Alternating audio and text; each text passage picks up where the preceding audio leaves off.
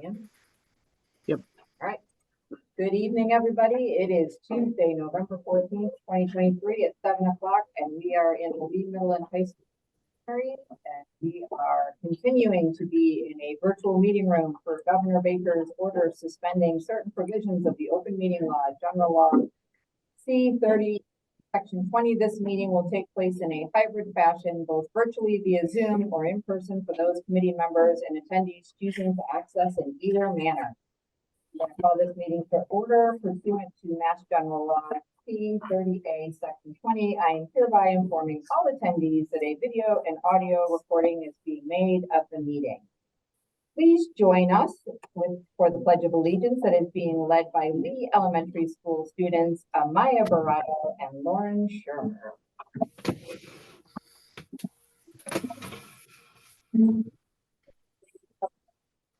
And two. Which it stands. For the retreat. That's wrong.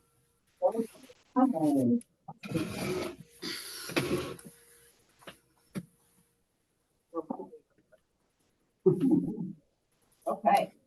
The mission state of Lee Public Schools is to ensure students have the opportunity to develop the social, civil, and critical thinking skills to thrive in an ever-changing world. Brenda, can you do a roll call for us, please? Mr. Robin? Here. Ms. Cooper? Here. Mr. Sherrick? Here. Mr. Langlois? Here. Ms. Larman? Here. Mr. Nichols? He's at a conference. Okay. And Ms. Strickland? Here. Thank you, Brenda. All right, next up is our approval of the October 10th, 2023 Lee School Committee meeting minutes. I will entertain a motion. I make a motion to accept and approve the October 10th, 2023 Lee School Committee meeting minutes. Any discussion? Brenda, can you roll call us, please? Mr. Robin? Yes. Ms. Cooper? Yes. Mr. Langlois? Yes. Ms. Larman? Yes. And Ms. Strickland? Thanks. Thanks, Brenda. All right, next up, we have public input. Since Kurt's not here, I will be taking that one on too.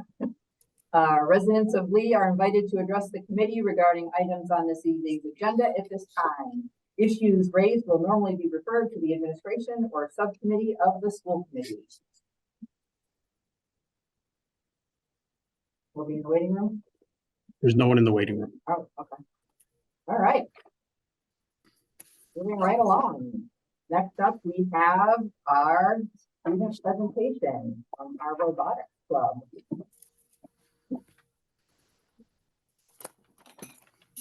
Come right up.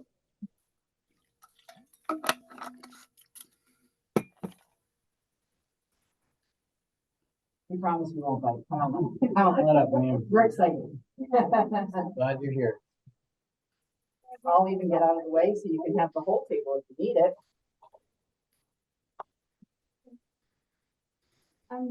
Hi, I'm Jack Nelson Archer from the robotics team.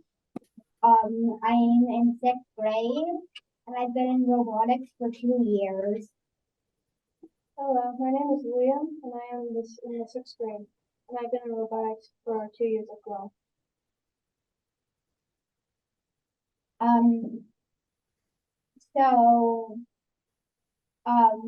So we thought that you might ask what robotics means to us. Me and Liam both have different answers. So my answer is coding and building. To me, robotics means to team build and to learn to work together to accomplish something. And robotics is where we all come together and build a robot, learn how to code, and we do an innovation project that can help the world. To me, what robotics is where students come together to program a bot to learn about real-world problems and to fix them. And we brought our bot to show you some of our codes we have programmed with this bot. Awesome.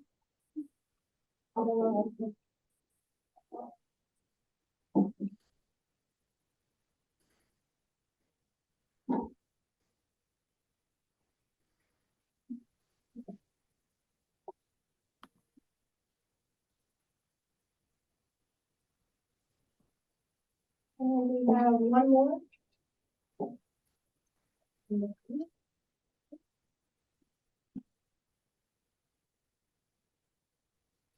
Very cool. And that's what we have. That is awesome.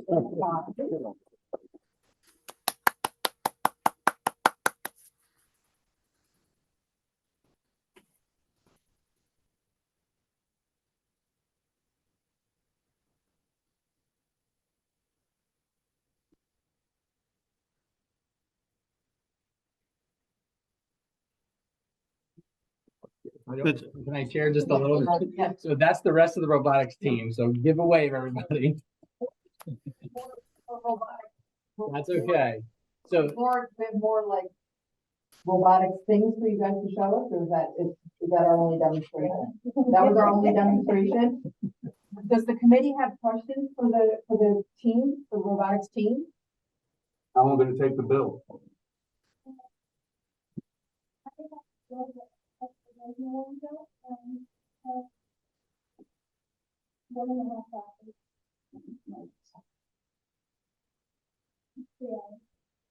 I wonder if anybody could talk just a little bit about the competition that you were in last year, and maybe the award that you won. We had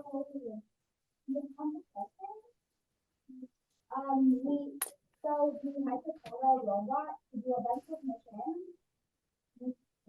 And on some of the missions, they included putting a barrel. We got the award for the best innovation project. Anybody want to speak to the innovation project? We forgot to mention it. Anybody? You want to talk about the innovation project with us? What it was that we did? Oh, our innovation project was an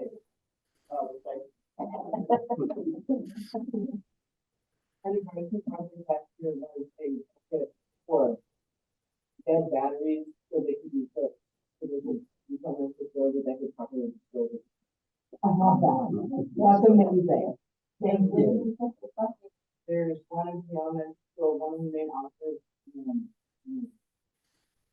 Maybe it's like the first one. So if people in town wanted to dispose batteries at the school, is there a way for us to do that? Could you like drop them off at the main office? Oh, they're rechargeable then. I have some of them. You can drop them off. Okay, perfect. That's good to know.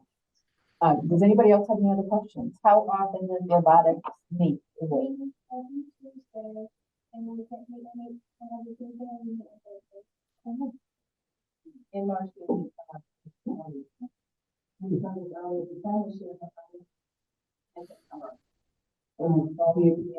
Do you meet more frequently in March because of the competition? So that's exciting. So I'm assuming we might see you again towards the end of the year, so you can tell us about. I'm gonna do this. Would that be a good idea for me to do that? What do you guys think? Should we do this? Yeah. Yeah. You guys have other questions? I think it was great seeing that. That was amazing. Thank you guys so much for coming in and sharing. And I hope that you're gonna come back in the spring and tell us some amazing news. You're very welcome. Thank you. All right. Thanks for holding all my stuff, Mr. Wolf. I'll get all my stuff out of your personal space. All right. Next up, we have another student. We have our student representative. What do you got for us?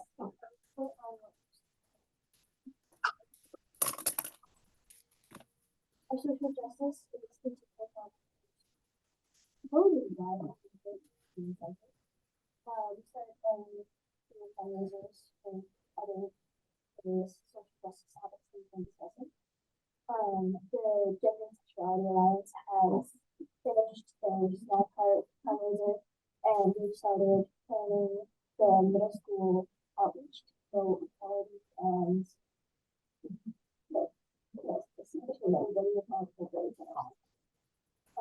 team has started practicing and planning for the match.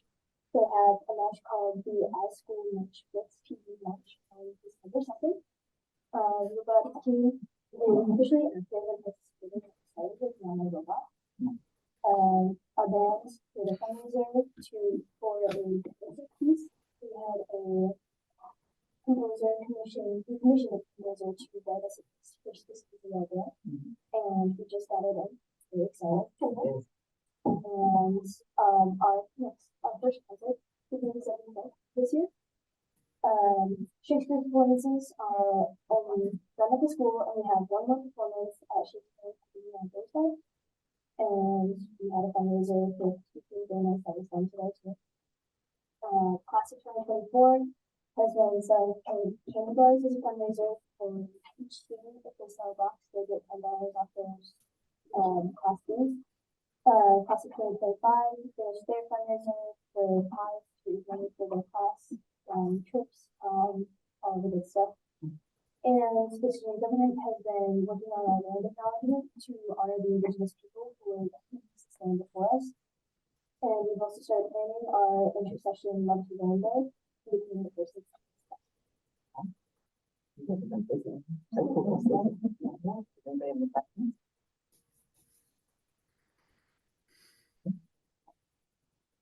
All right, next up, we have our superintendent's report. All right.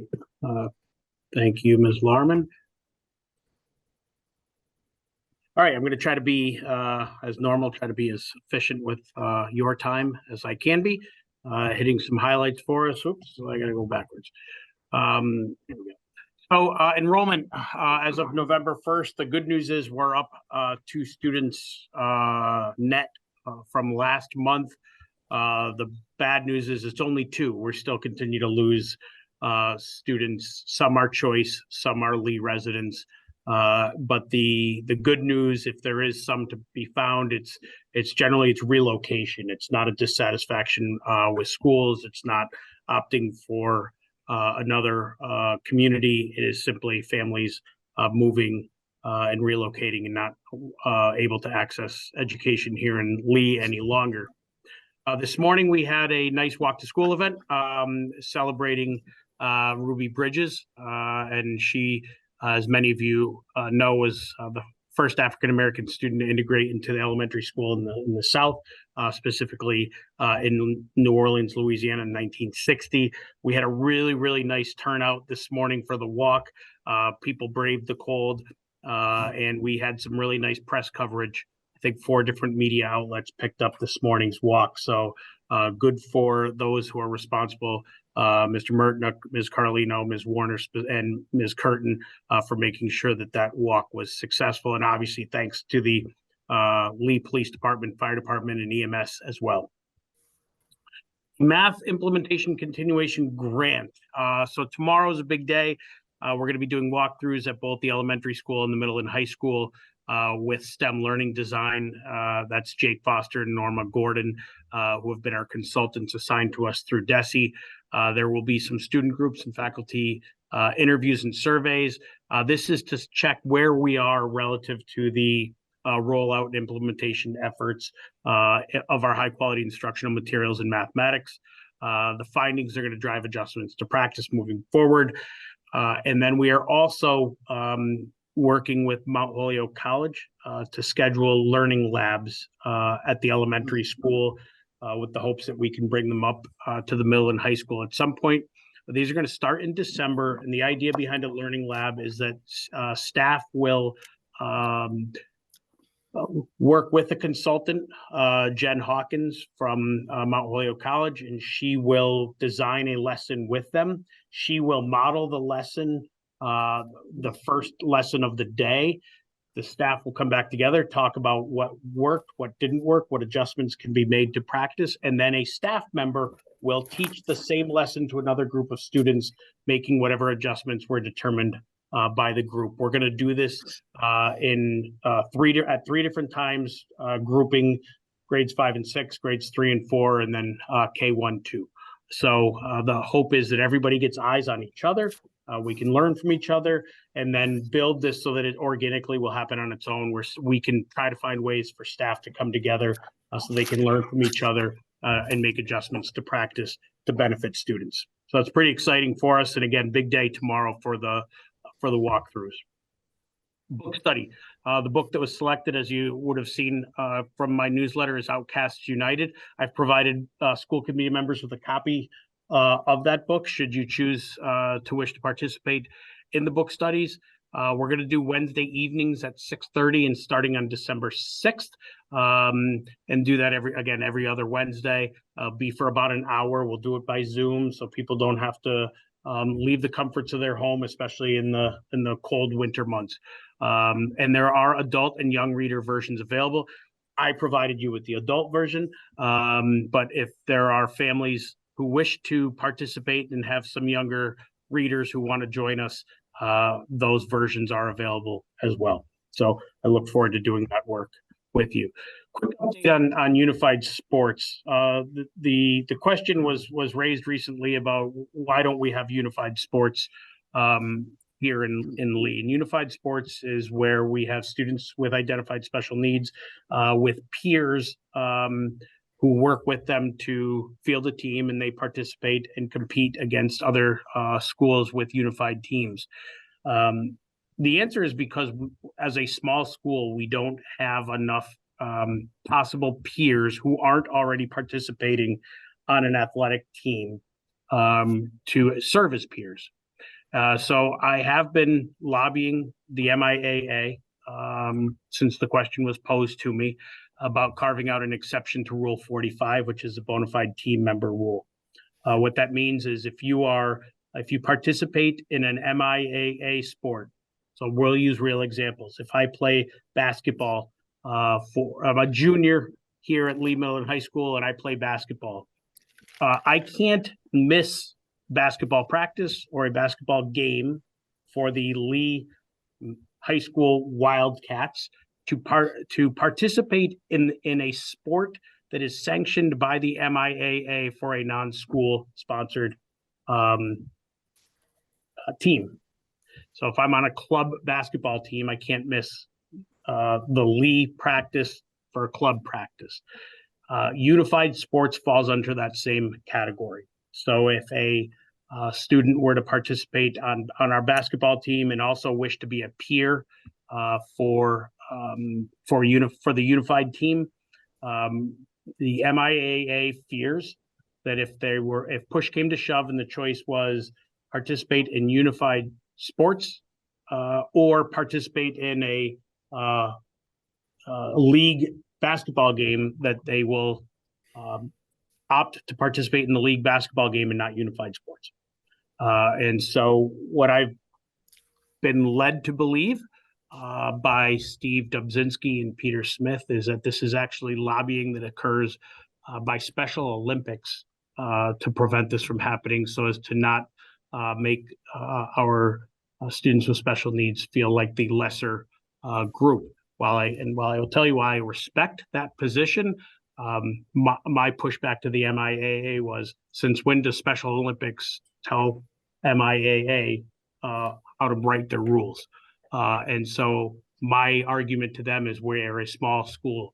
We are not a King Philip Regional that's got 2,000 students and a large body of students who could act as peers.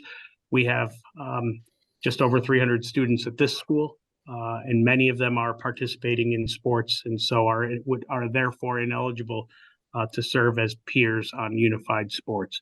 I'm going to continue to advocate and lobby for our students with special needs so that they have opportunities to compete as well, and also to support our general education students who wish to serve as peers. And I'd like to suggest that we would do everything we could to avoid such conflicts wherever possible. I'm sure they're inevitable, but I will wage this war because I think it's fair. It's the only right thing to do for our students. So I will continue to keep you updated as I learn more. They were supposed to bring this before the board. The board did not come back with an answer, except we'll continue to look into this. They claim that I am not alone, but they can't tell me who is on my side on this. So I'll keep you posted, but I wanted to make sure that the committee was aware of those efforts. Real quick, things under new business. This is not something I normally do, but the school calendar, you have a copy of that. We'll get to it later on, so I don't want to discuss it, but looking at an early start date. For those who were part of the finance subcommittee earlier, one thing that was presented in the accounts payable warrants was a payment of $5,000 to the American Program Bureau. Those were funds to secure a convocation speaker for us for next year. Also tonight, the LMHS and LES school improvement plans, you were all provided with copies of those. The principals are going to talk about some highlights that are present in those plans. And then, as was referenced earlier, the student government land acknowledgement work. I appreciate the policy subcommittee meeting last week to hear that cause, and I look forward to hearing from those students tonight as well. Thank you. Anybody have questions for me? I just have a I was just gonna ask it for the unified sports, is there anything to do in trying to collaborate with other regional schools, or does that just enhance the problem as much as it enhances? Yeah, I don't know if there's a viable solution here in the Berkshires. I think that Ms. Cooper can talk about what happens at Monument, but I think that it would be a challenge for us to do that. Not to say it's an insurmountable one, but quite frankly, I'd like to try to make this organic within LMHS so that we can do what's right by our students. I was just gonna make a comment about even having, like, at Monument, they started out, it was very small. I mean, we only had 3 students identified with special needs and then 4 partners. So I feel like we could probably do that here, even with kids who don't play sports. Like, I think there is some. Yeah, I think it's getting the recognition as a team, so we could maybe Right. start it as Well, an I feel like if you start intramural something thing. small, I think every year probably will. We were certainly the smallest team compared to Greylock, which had like 30 people. Yeah. With it. But you're right, we need But- to start somewhere. Right, and I think more it would be the athletes. I don't know what the population is here for, students who would be the athletes. Yeah, the peers. No. Oh, the- on special yeah, specialties. right, yeah. Sure. Yeah. That would be probably more, I think. I'll work with than- Mrs. Norton and Principal Briganti, and we'll see what we can do. Right, and it was certainly also not like as time consuming as like the varsity sport for us. It was 2 practices a week. Right. And then I think we had like 5 or 6 games. So you can certainly start off very easy. Start somewhere. Yeah, right. For So, sure. Yeah. But it was a great experience. Good. I would love Lee to be part of That's what I. it. Any other questions? Okay. Next up, we have our principals and directors reports. First up, we have Tim Rutner from the elementary school. Hey, everybody. As Superintendent Richard said, we had our walk to school this morning. I was excited to be a part of that because we've been honored Ruby Bridges being a part of the walk to school. Everybody wore purple today in honor of Ruby Bridges, which I thought was great too. And we had a good turnout there. We also supported the Kiwanis Club with their Stuff the Trailer event that they do, where we had students bring in, if able, a food item, something canned goods, something that we could donate to the Lee Food Pantry. So I know that they really appreciated it. I think it sends a great message to our students to be a part of such a thing. I'm excited to announce that the Drama Club is LES this year. It's been several years since we've done that. The turnout has been incredible. We have about 61 students, which represents like 18% of our student population. So I'm just really excited that we have 2 enthusiastic faculty members and staff members that are doing this, and I can't wait to see their spring production. I'll update you more as we figure out exactly when and what that will be for sure. Last month, we sent individual MCAS scores home to families, to parents and guardians. We also linked to our newsletter, a website that shows the accountability data for LES.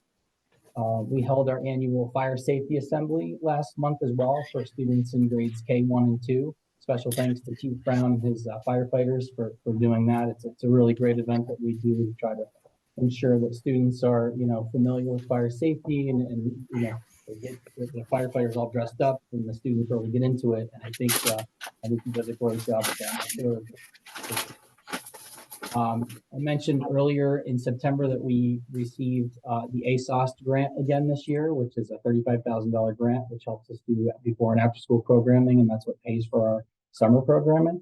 We're going to spend about $5,000 of that on before or after school programming this year.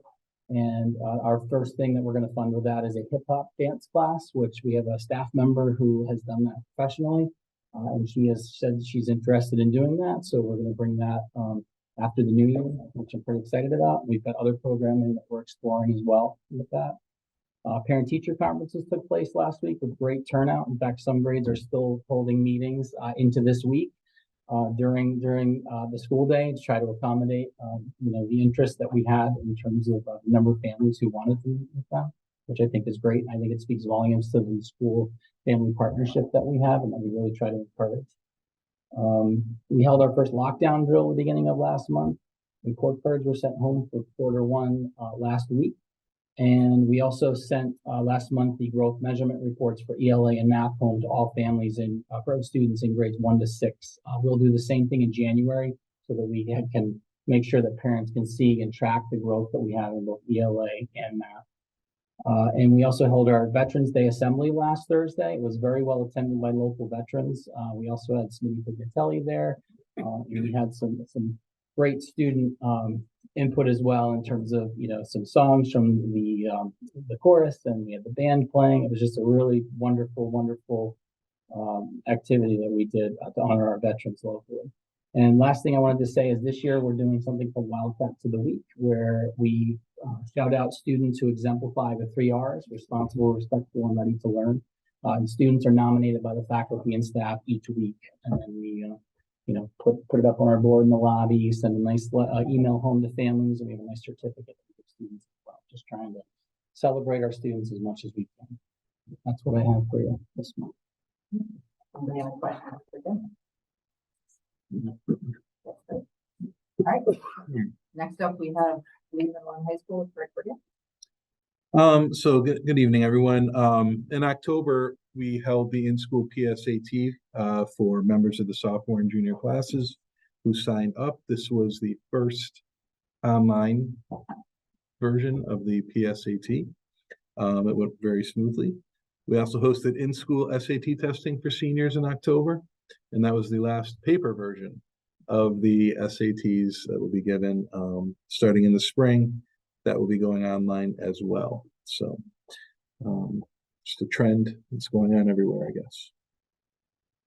19 students were inducted into the LMHS chapter of the National Honor Society on October 18th. I want to congratulate those 19 students, juniors and seniors, for their academic accomplishments. Congratulations are also due to Joey Abderhalden for scoring 3rd in the Western Mass Golf singles, to our volleyball team for being the runner-up in the Western Mass Championship and making it to the round of 8 in the state tournament, and our cross-country runners who made it to the state championship as well. Fall sports are over now for LMHS, and we're getting ready for the start of the winter season after Thanksgiving break. As was mentioned, this Thursday, the 16th, is the final chance to see Macbeth, as performed by our drama program. That performance will be at Shakespeare and Company in Lenox at 6:15 p.m. on Thursday. Tickets can be either purchased online or at the box office at Shake & Co. On October 24th, a group of our students were able to get an inside look at Onyx Specialty Papers in South Lee. Students not only got to experience the manufacturing floor, but the science labs behind the scenes and all sorts of other things. So they saw the whole range of employment possibilities at Onyx. It was very cool. Everyone who went said they really enjoyed it, learned a lot. And I would like to thank the Berkshire Workforce Board for helping coordinate and get us down there and back. Last Thursday, November 9th, a group of students and staff traveled to Gillette Stadium in Foxborough to receive the MIAA's District 1 Sportsmanship Award for 2023. So I want to congratulate all of our student athletes and coaches for earning this award. It goes to one high school in each district each year. So District 1 is basically Western Mass. It's, I want to say, around 80 high schools between the Pioneer Valley and Berkshire County. So it's a pretty good honor. Coming up, the next interim grade reports will be issued right after Thanksgiving, literally like the Friday after Thanksgiving. And these grades will determine initial eligibility for both winter sports and any winter co-curriculars that we have at LMHS. So, well, you said it, not me. Thank you. That's all I have tonight.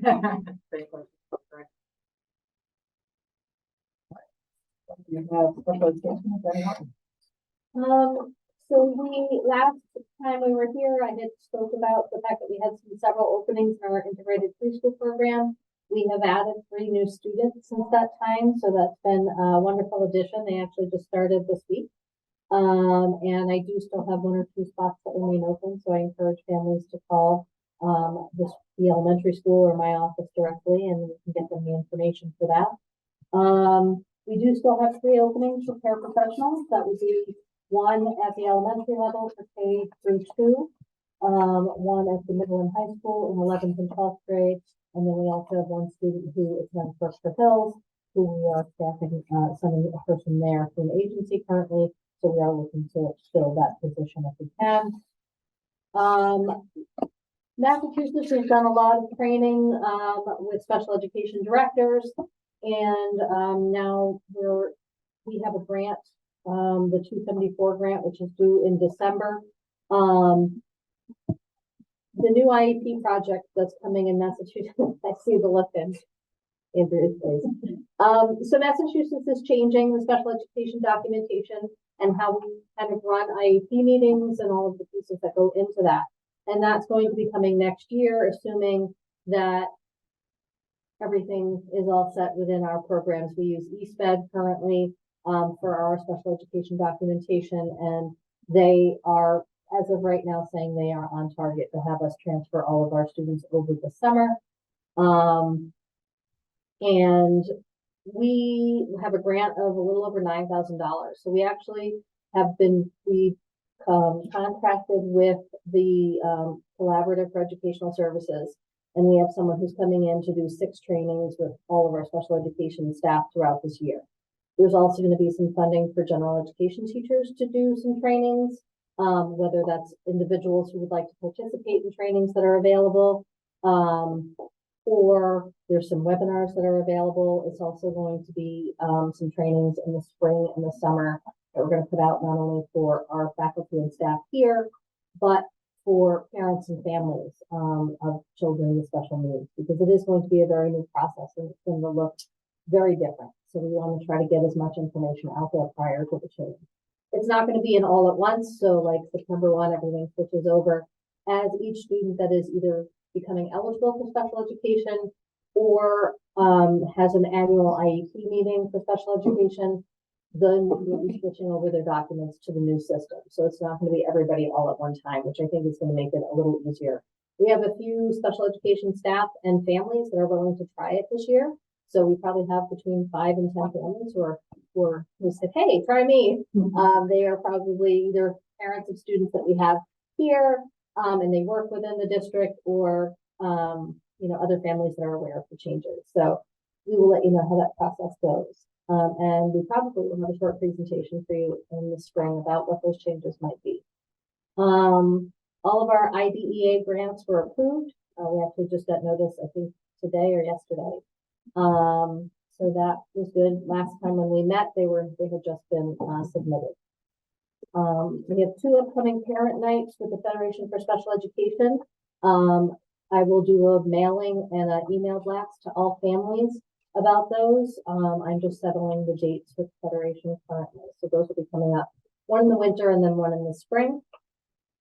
And we are in the middle of an audit. I know I've mentioned our tiered focus monitoring through DESE. We look at civil rights, English language learners as well as special education. For English language learners, they will be coming and will be on site in January. Desi will be here for probably only a day for that. And then for civil rights and special education, they'll be here in February for several days. Some of it will be done online with the administration and myself, and some of it they'll be interviewing some families, perhaps a school committee member, and even some students possibly. So we'll see how that goes. That's all I have for right now. Anybody have any questions for Ben? All right. Next up, we have Jordan Meyer with facilities. Good evening, everyone. The LESBMS IBAQ monies have finally transferred over back to us. We'll be making the payment to CPC, which will allow us to carry on with the convergence of LMHS on the building management systems and gain access and the graphical interface that allows me to control the environments. That's really good news. Everybody worked really hard on getting that and bounced back and forth. Long story. The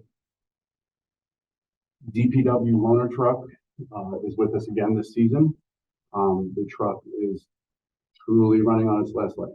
We have purchased a polycaster to put into the back of our secondary vehicle, which has the articulating V-Cloud, which is not large enough to handle this size facility. We do have DPW support for the season. However, we're not primary to their arteries that need to be remained open for emergency purposes. We will be contracting out like we have before with a third-party entity in case we need to push that pound for them. We have a lawnmower that's beginning to fail, which everybody kind of is aware of.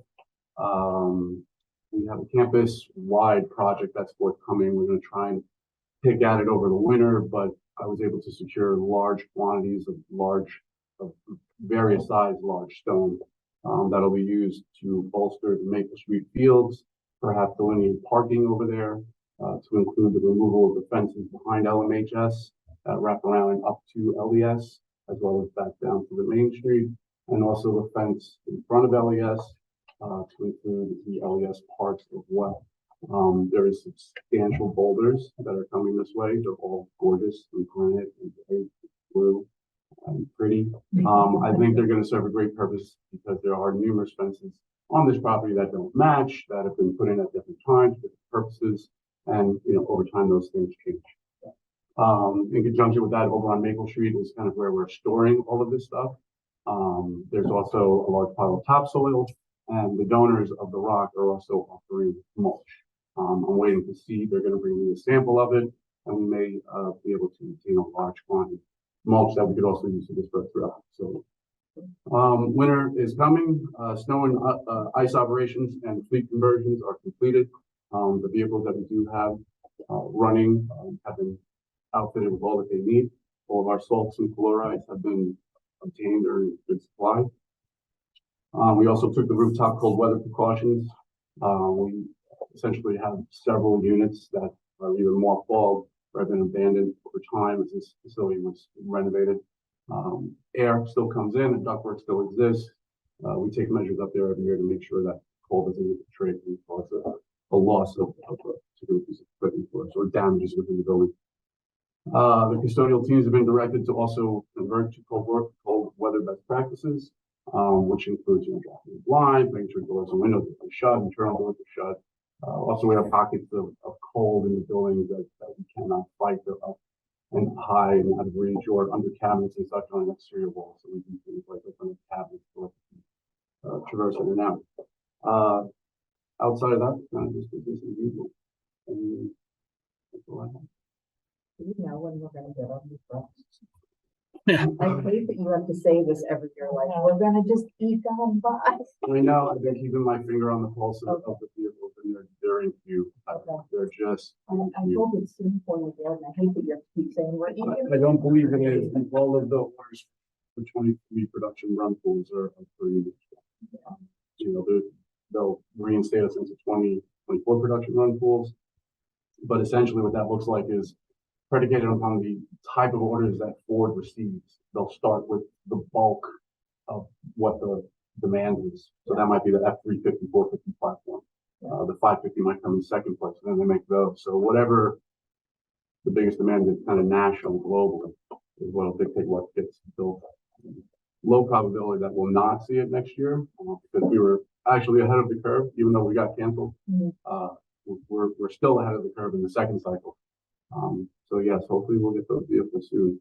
My only fret is if the town vehicle does go down because it's hydraulic over hydraulic, we lose the ability to solve the problem. That and to take those implements off and put them on a different vehicle, it's just, it's I still appreciate everything you do to keep the building warm and running and all of that.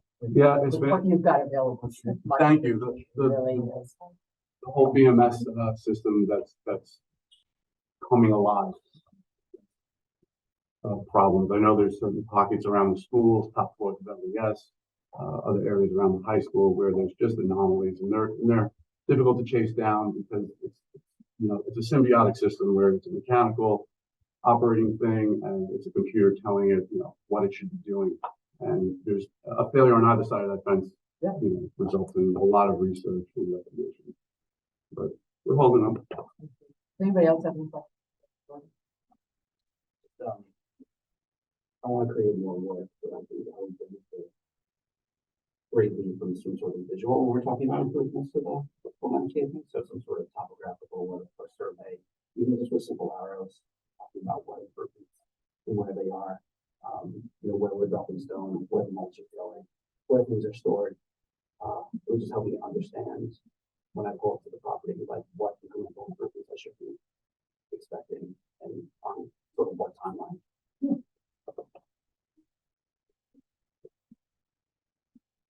Not specific to Jordan, but to all four of you. It's so exciting to hear so much going on. And I know every month, you always give your reports and things, but it just feels like a whole lot is culminating. It's just a really awesome. Thank you all. Plus, the great thing about it is just me showing us the pictures of people from before and then the after. I do have some. Because then we can do the. I do have just from some of the projects around it. I think pictures of I think surface design. Just the Google before and snapshot after to show you the the- facility where everything is fixed out. The before and after. Yeah. I was pleased with, the whole team did great trying to get the for you. All right, next up, we've got committee reports, warrants.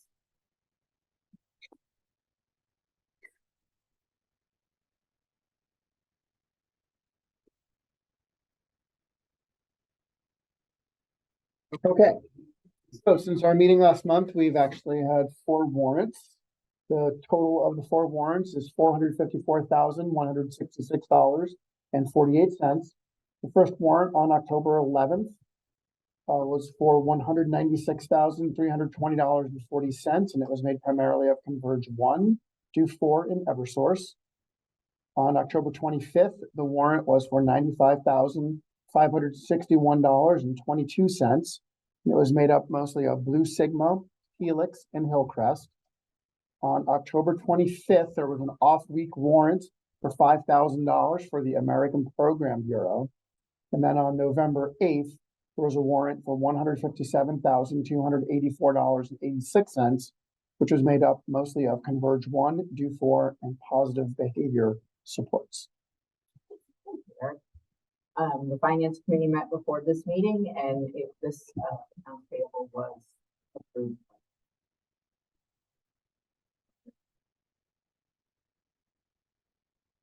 I make a motion to accept the total accounts payable warrants for $454,166. I'll second it. We'll let Aaron have that one since he's on there. Any discussion? I just have a wondering. Yes. I'm just wondering, I don't know who the question goes to. I'm just wondering what the positive behavior supports were. Sure, it's a company that provides special education services. Okay, I think that I'm glad I asked. That's not what I was thinking. Any other discussion?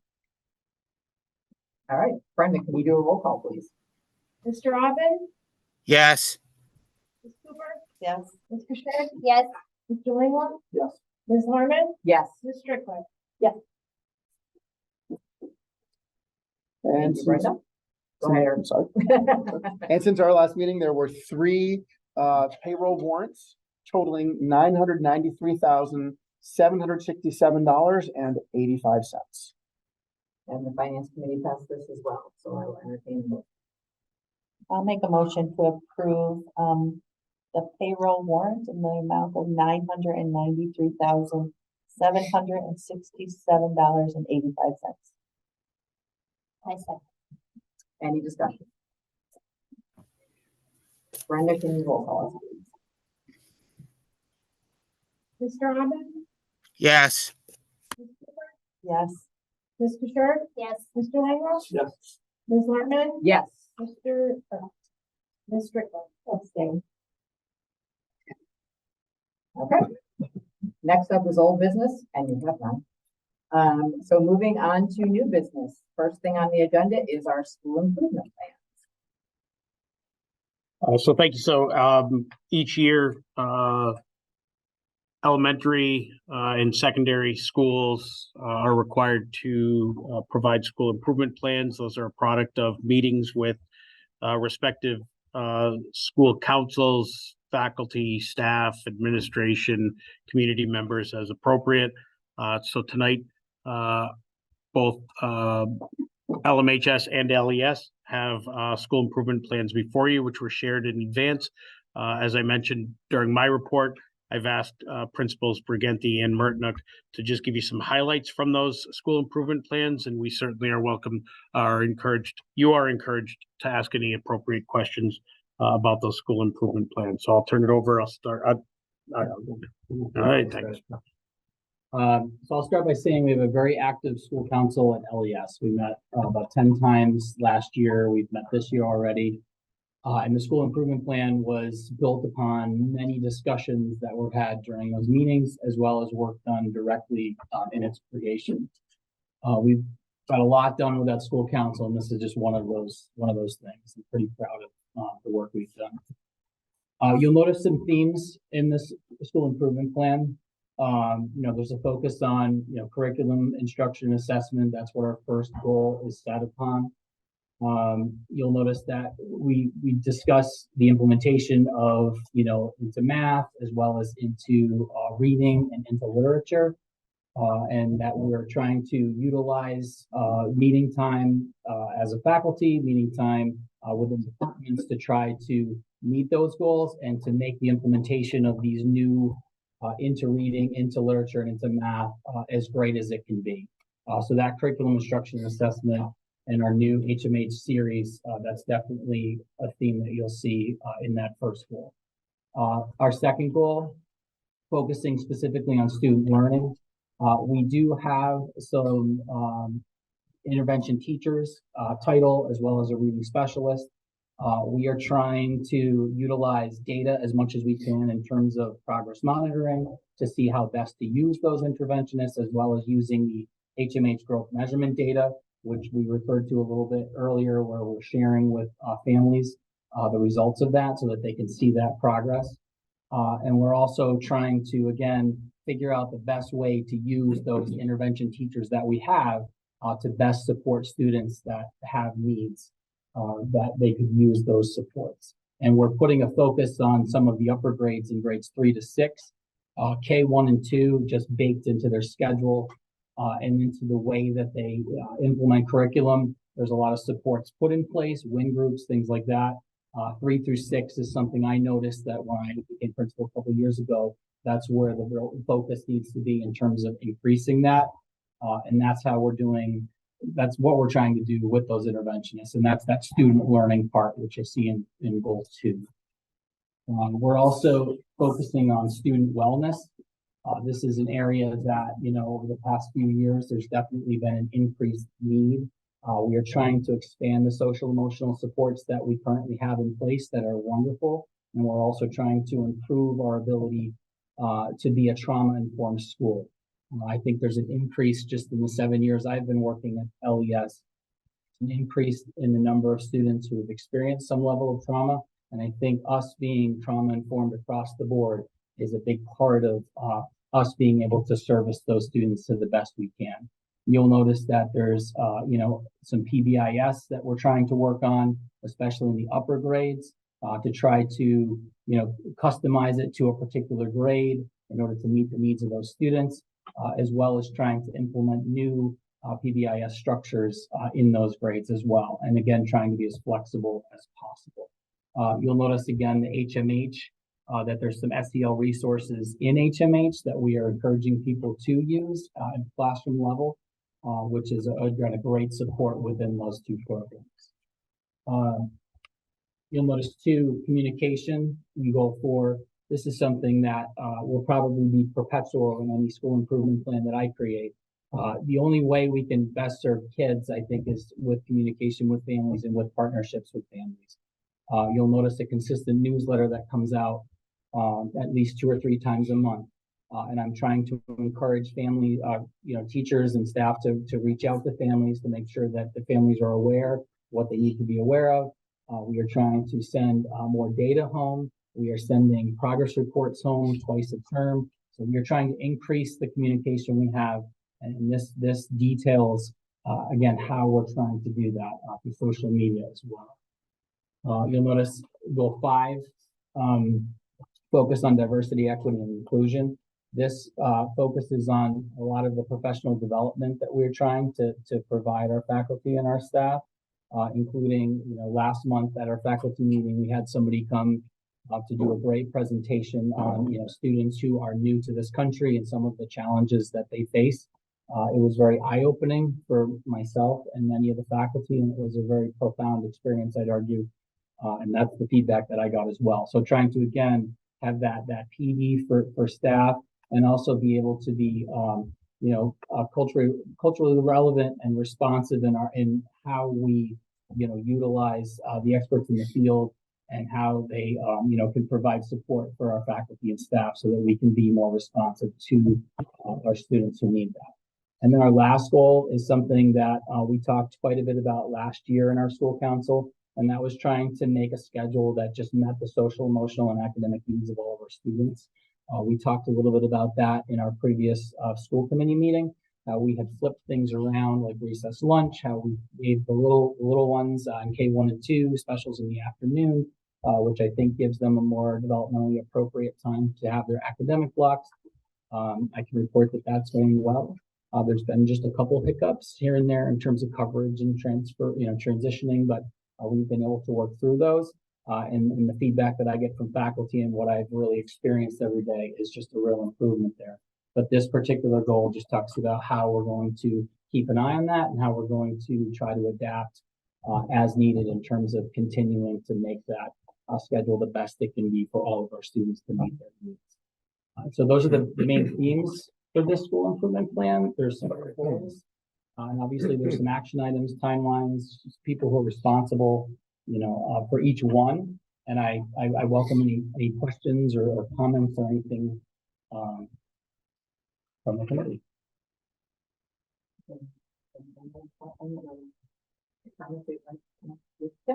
Could we get like an update, I don't know, quarterly or something, because I think it would be really great to go through this with the team.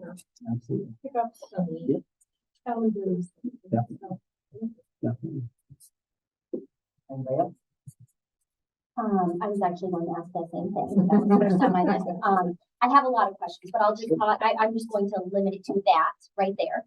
And then just one more. Sure. I'm just looking at the goal number 4 Yep. about communication, and I certainly appreciate the increased communication that is outlined here in the action items and newsletters, the take-home folders, etc. I'm just wondering if there's been just as I look down the action items, there's a lot of like I'm looking for maybe more consistent two-way communication. From the teachers rubric, one of the standards is consistent two-way communication, and a lot of this is one way, if that makes sense. So I'm looking for a back and forth dialogue between families and schools. I don't know exactly what I'm looking for in that. I'm just, does that make sense? Absolutely. So instead of like a newsletter, just direct contact with families about questions. Yeah, absolutely. I can definitely add something there to encourage that direct contact. from faculty to individual families. I can definitely.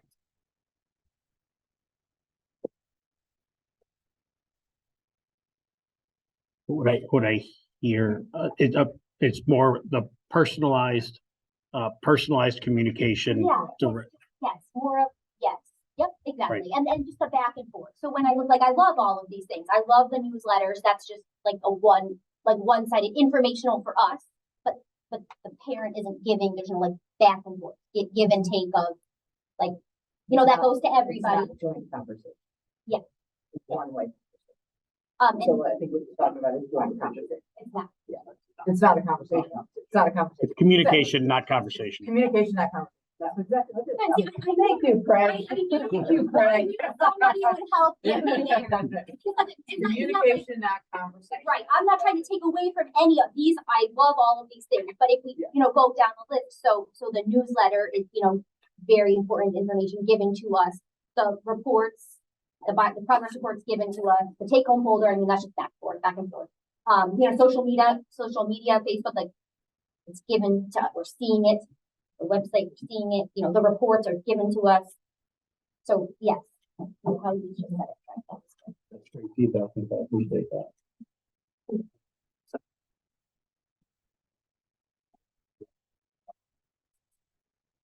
A little bit of comes sort of vague statements in terms of like increase and test scores over time. But that's a hard thing to measure, right? So and when you find that a little bit, and we want to use state metrics, and we want to look at accountability data, how do we want to create an actual measurable outcome?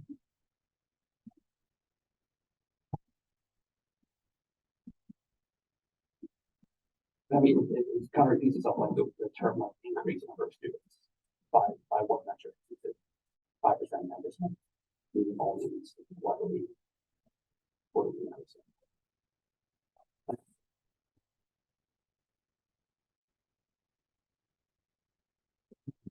One point on this is different general now is there are two different formats here.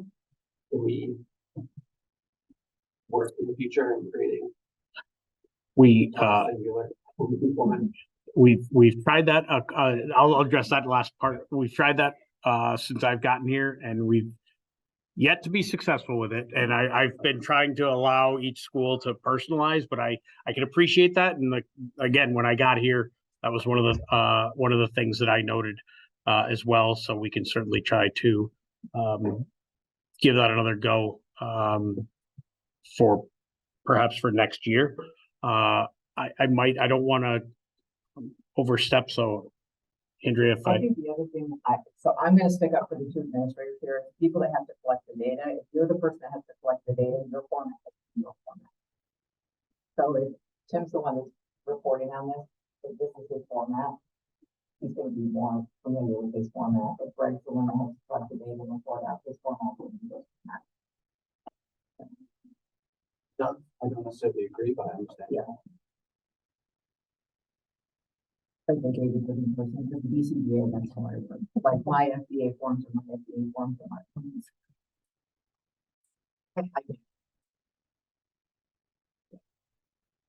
so again, if I don't want to overstep, but on to the couple of questions that were asked about Tim's school improvement plan, I certainly I think they're great. I think there are some easy adjustments that can be made. So I might, if I could, suggest that we push any vote on approval of this to December and allow us to make some of those adjustments that you're looking for, to get them to you again in advance of the meeting. Make sure you've got some time. And I will always encourage the school committee, if you have questions, comments, concerns, criticisms, or compliments, to send them my way ahead of the meeting so we can try to make adjustments as necessary. So again, don't want to overstep, but that would be my recommendation. I was thinking about Nicole's comment about the two-way communication. The evidence that you gave when you first started your report earlier about the fact that there are so many families that want to come in and sit down and meet. Like, check the box almost already, because there is more two-way communication. It's not intentional in your plan, but it's evidence that other pieces of your plan have come in. So how we capture that and create two-way communication as part of this, I think is great, but, it feels like things are percolating up, so. Questions? Right, you're on the hot seat now, Brett, go ahead. Good evening again. Again, I'm not going to, as Tim did, I won't read through the whole thing. I'll highlight under the 4 goals, they really fall into 2 categories. Goals 1 and 2 are based upon the performance targets, MCAS related, essentially, goals. With goal number 1, specifically saying that we're going to improve performance levels in our weak areas of the MCAS, Math 7, ELA 7, and high school biology. And our goal there is to meet or exceed the state average of students scoring meets or exceeds. The second goal is related to that. Our biggest subgroup in need of further assistance based on MCAS is our high needs students. And so we specifically wanted to create a goal where we're going to provide additional support to those students in order to improve performance. Again, measured by MCAS for both of these. Goal number 2 is essentially retooling to some degree how we've been using our interventionists, which are being paid for the last 2 to 3 years, depending on subject, out of the ESSER grants. Just a reminder that expires this year. So the interventionist may or may not be around in the future, but so really we this year have restructured, particularly the ELA interventionist position. This is only the second year we've had it. Last year was the first year. The math interventionist position, this is the 3rd year that we have had that position. In that format, we really tweaked last year after the first year, and I think it's a pretty solid format where our 7th and 8th graders in most need get an additional period every other day of math support with the interventionist. We're not really able to do that with ELA at the same time because there's only so many minutes in the day. So the ELA interventionist is really pulling out of other classes, whether it's PE or study hall for those few. Some of the middle school students do have a study hall and various other areas. The ELA and math interventionists also work with high school students primarily in 9th and 10th grade. And again, that's just to support what's going on in the classrooms and just try to fill gaps, particularly in math, fill gaps that have been discovered over the last few years in particular. Goals 3 and 4 are more on the culture side of things, with goal 3 referring to our grading system, and something that we've been talking about for a number of years now, which is really as all of our grades are based on course competencies developed by the teachers and based on the standards. Currently, to earn high school credit, a student needs to get a 60 in a course. Where we're moving toward is that they have to actually demonstrate competency in all of those competency categories in order to earn credit. And so a first step in that is developing a plan that where students have to pass each of those competency categories in order to earn credit and get an overall passing grade in the course. So that's kind of where we see ourselves heading for next year. And there'll be more to that coming forward as we further develop that plan. We also want to bring daily relevance to our defined soft skills. This is now, I want to say, the 7th year that we've had those soft skills and report them out on the semester report cards to families. So it's the non-academic grades. It's the collaboration and the respect and all those things. I think it's great to have that, and it's definitely necessary to pull that out of the academic grade like we do. But we really need to make it more meaningful for students. And there are various ways we can do that, and whether we tie those to assignments, and each major summative assessment or assignment is also scored based on the soft skills on top of the academic scores. We're going to work that out this year and what we would like to see happen there. The fourth goal is to continue to improve school climate. And we're doing that through revising our house system that was started before COVID. And then it was unfortunate in so many ways, but in terms of the house system, the pandemic was very unfortunate because it kind of put the brakes on what was really building some steam prior to COVID, and then it kind of took a pause. And now we're trying to reinvigorate that house system again. And we're using our advisories, which are linked to the houses, to really be the focus of this work. We this year have developed a set advisory curriculum throughout the year using our REACH behavioral expectations. REACH is an acronym.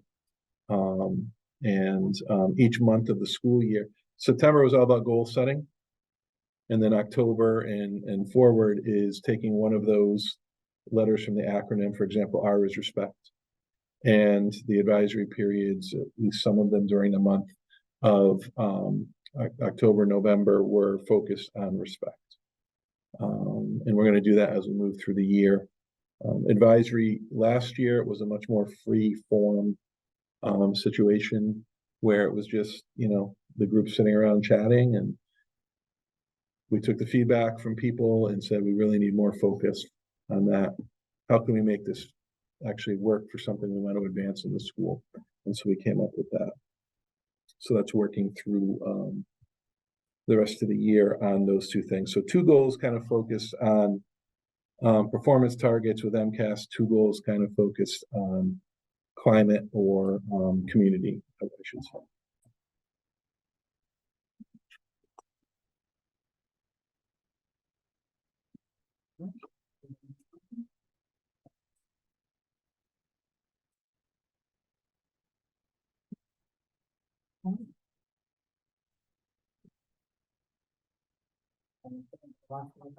So we can pass. Motion to pass the Lee Middle and High School improvement plan. In a second. Any discussion? Brenda, can you take a roll call? Mr. Alden, Yes. Yes. Mr. Sherman, Yes. Mr. Lingham. Yes. Ms. Larmen, Yes. Ms. Strickler. Yes. All right. All right. Next up, we have our FY 24-25 school calendar. So you have before you a proposed calendar for school year 24-25. The reason it's before you so early in the year is because of the proposed early start date of August 21st. We wanted to get this in front of the committee so that we could give, if it's approved, we could give faculty, staff, and families as much notice as possible so they could plan accordingly for the summer of 24. What you'll notice in this calendar, besides the early start date, you'll notice that there are 5 full professional development days that are part of that calendar. That was the product of our last round of negotiations. You'll notice that there is still a 4-day Labor Day weekend. In conversations with the LEA, that was a little bit of a trade-off of start early but provide a 4-day Labor Day weekend. You will notice that the winter break in the end of December and into January, that we are scheduled to come back for January 2nd and 3rd. The reason for that is it is very intentional. It is not that I wouldn't love to give everyone 2 full weeks. It's that if we do that, it pushes us at the end of the year automatically into another week of school. So we would carry over into a Monday. So this is, again, intentional in an attempt to potentially avoid that. depending on weather, obviously. Outside of that, it is pretty much a status quo school calendar. We'll tell you, as I mentioned earlier, that you saw a accounts payable warrant for $5,000 to APB. That was a payment for a high profile convocation speaker who's been tentatively booked for August 21st.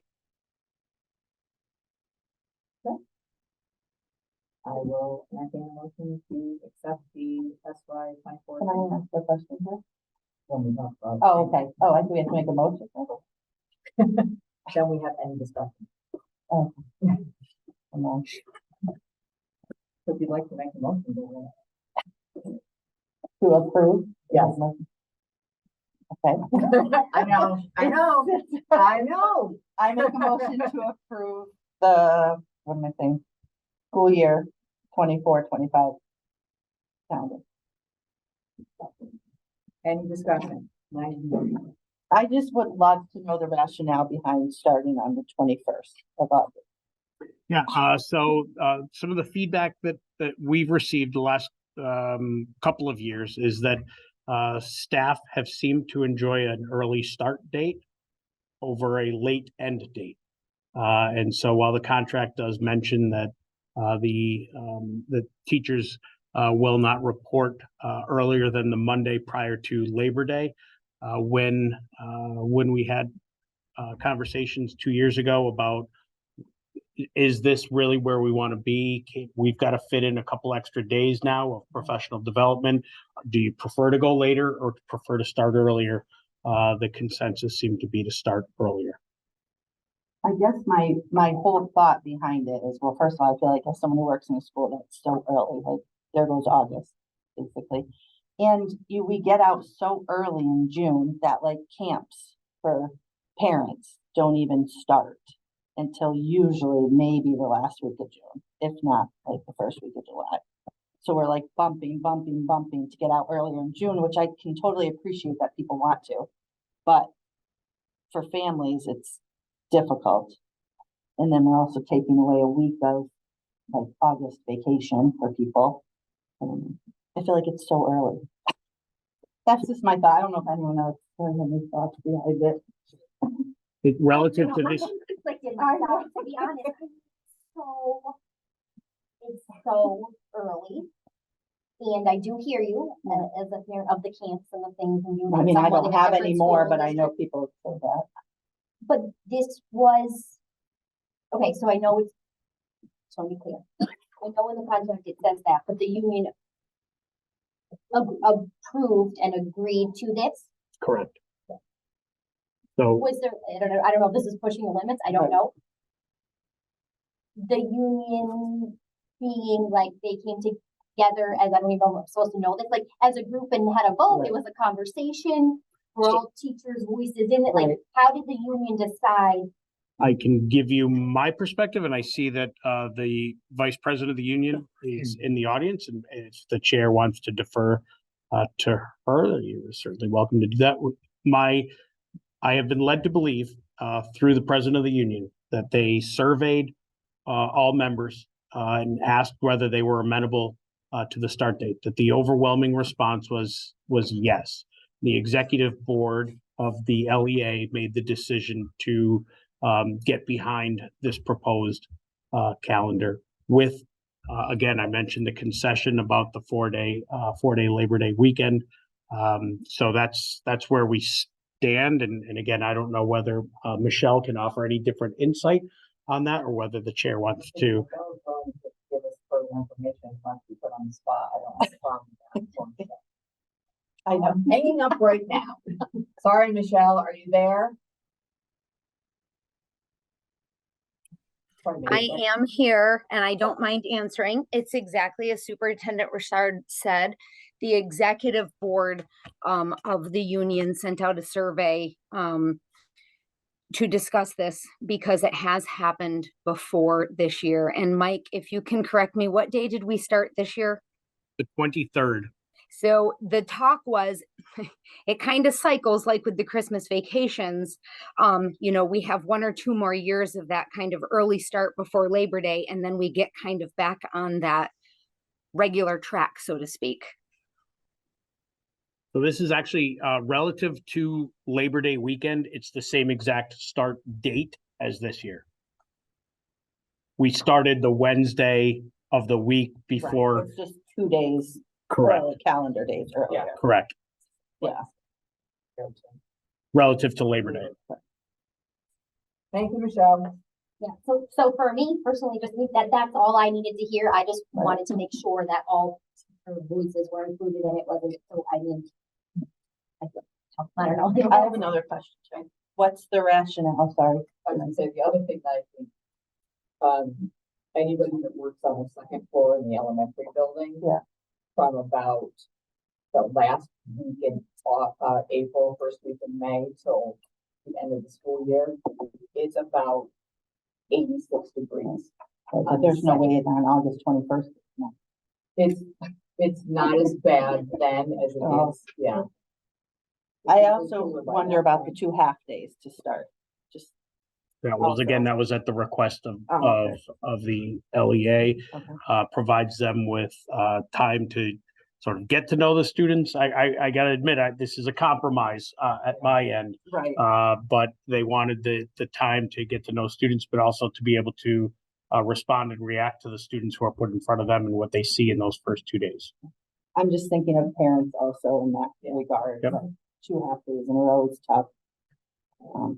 And I think you do raise a really good point for, not necessarily for the 24, 25, but down the road to get a pulse of those camps and parents and, you know. Well, and I wondered about the teachers, like you know, I feel like I'm taking everyone's, like, I wondered what Nicole said, like, do the teachers, they have to work it, you know, do they want it, like, that's early. Again, I I'd wasn't, be freaking out. I wasn't privy. I have not been privy to the results of the survey, but I have to take it, as Michelle said, at face value. That's what I've been told was the response. And so I trust that that's accurate.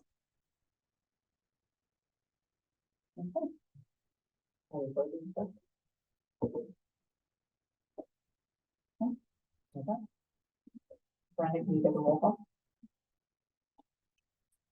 Mr. Aubin, Yes. Ms. Cooper, Yes. Ms. Kashur, Yes. Mr. Langlois, Yes. Ms. Larmen, Yes. Ms. Strickler. Okay. I will, if you don't mind, I will communicate out to families tomorrow by Blackboard, a copy of this calendar and letting them know. Plan your vacation. Correct. Thank you. Okay, next up on our agenda is the network project surplus equipment.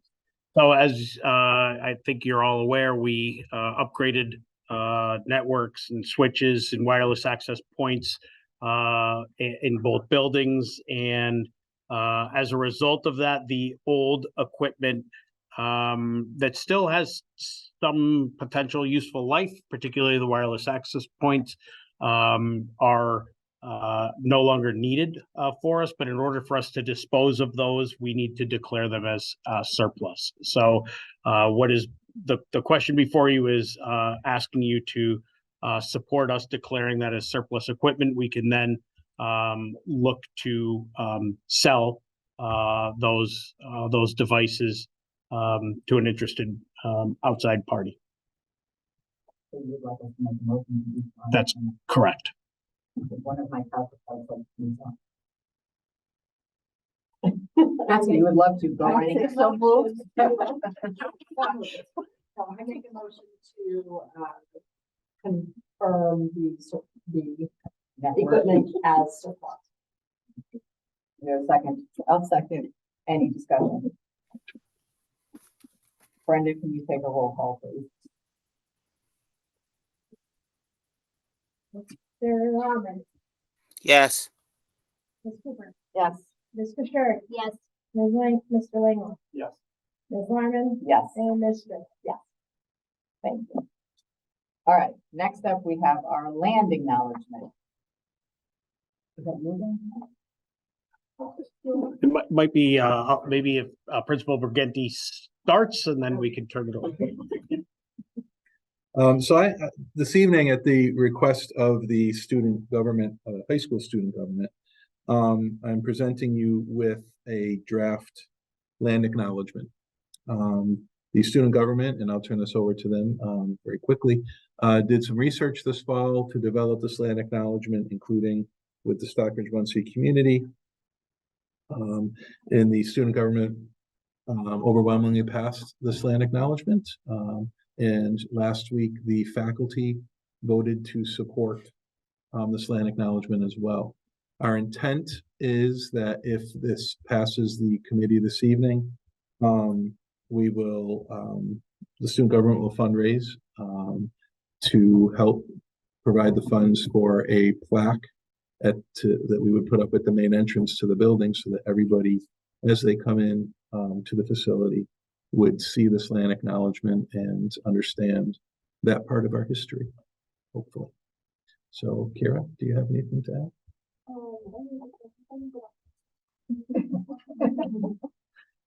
I would love to know if there's been any communication with the Stockbridge-Muncie community. We did,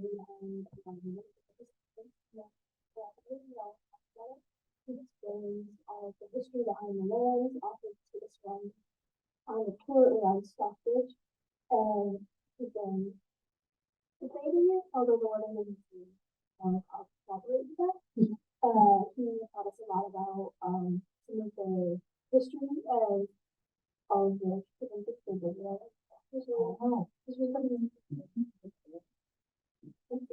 And I mentioned that this land acknowledgement is one of their approved versions that the tribe is in. And this did go before the policy subcommittee. While there's no policy that dictates this, we thought it best to bring it to a subcommittee level first. That was approved unanimously at the subcommittee level. I make a motion to accept the land acknowledgement in cooperation with Stockbridge. Second. I'll second. Any discussion?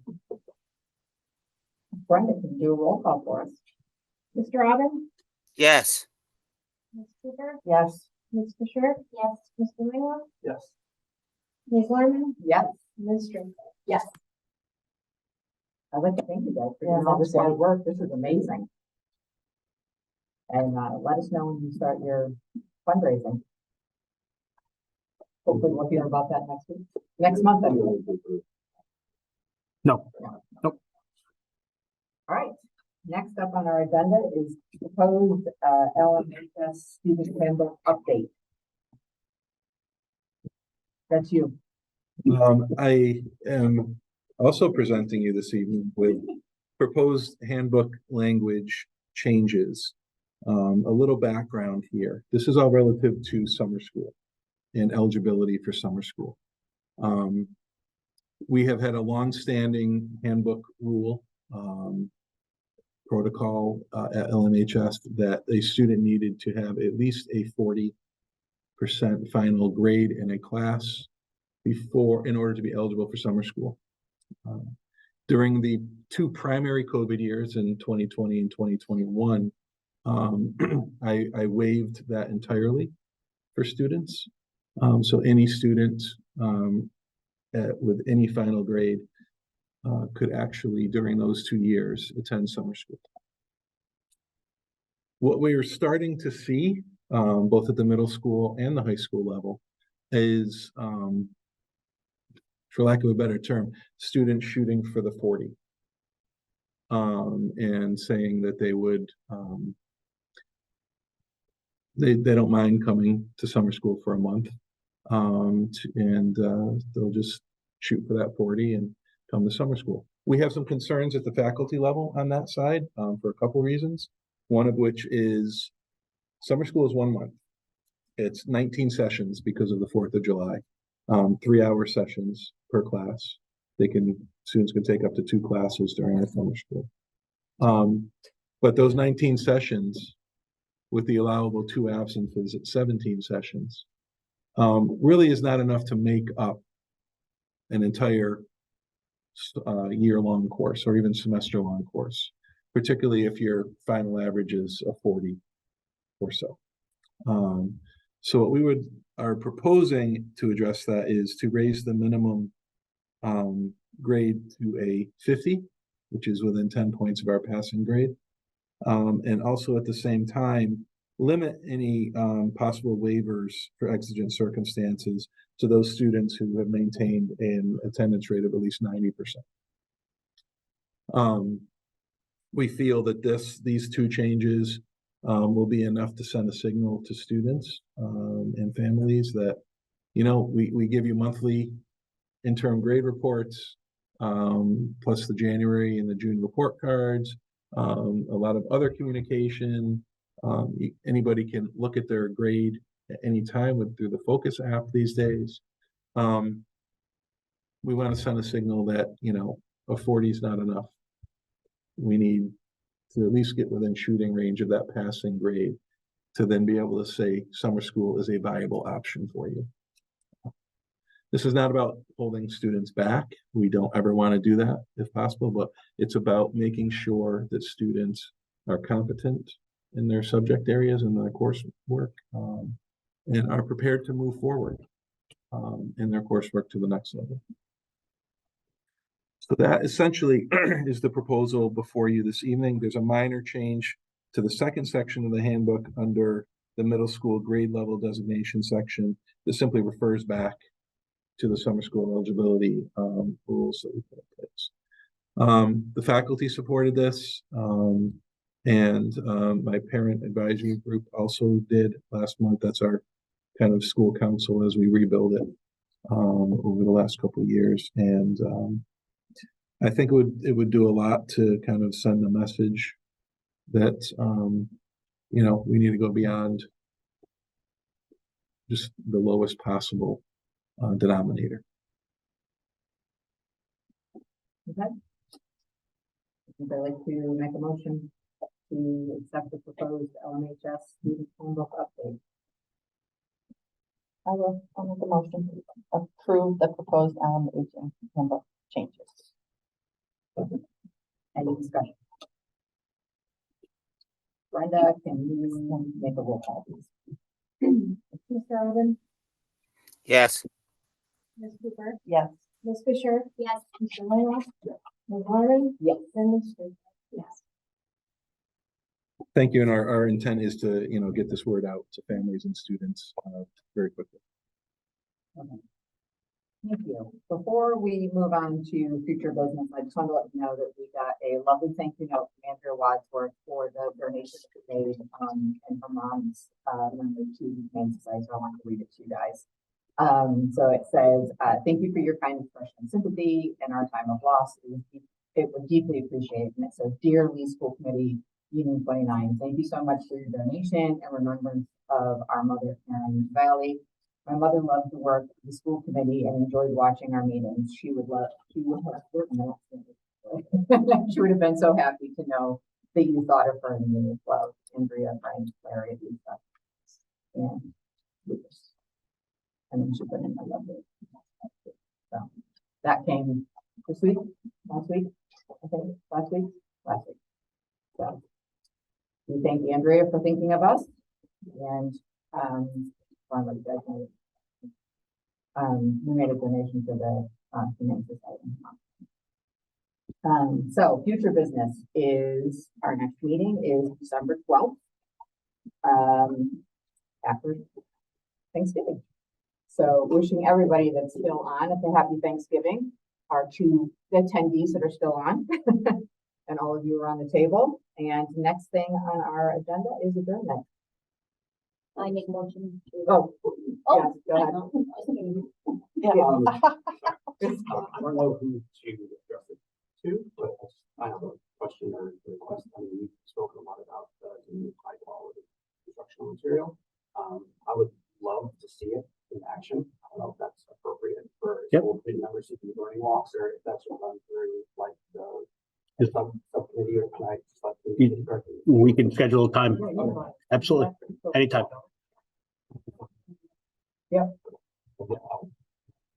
Absolutely. Field trip. Field trip. We have to determine- We're all in. Yeah. Tim and Mike and As Neil. long as there's not more than 3 of you together. Oh, yeah. Yeah. Have a form. So we have 3. You can do You can have it, three. you can't do it at the same time. Correct. Yeah. Yeah, absolutely. Okay, I need a motion for adjournment. Second. Any discussion? Brenda, roll call us out, please. Mr. Robin? Yes.